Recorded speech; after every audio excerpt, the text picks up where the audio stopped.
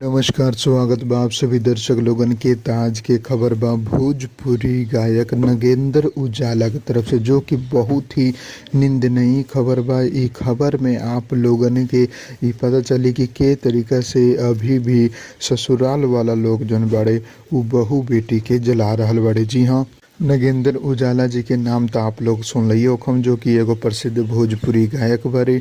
उनकर भतीजी रहे, जी हाँ, उनकर भतीजी रहे जूही, जिनकर शादी भई रहे 27 नवंबर 2020 के।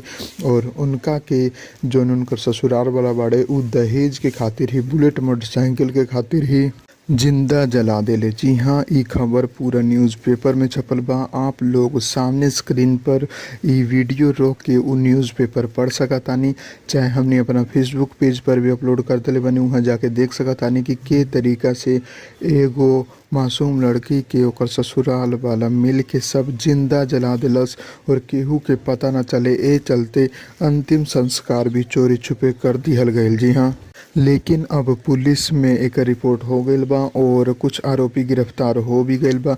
बाकी के जोन बचल बड़े उहो जल्द हो जाई हैं और सब पर सख्त से सख्त कार्रवाई होके, एकरे हमनी मांग करम। बाकी आप लोग बताएं कि ऐसन दरिंदा लोग के साथे का करे के चाही, जो कि केहू के भी बेटी के बहू के घर में जिंदा जला देवेले, उहो सिर्फ कुछ पैसा के लालच में। तो बहुत ही घटिया हरकत भाई। यही चलते आप लोगन के जागरूक करे खातिर सुबह सुबह ही खबर बना रहल बानी।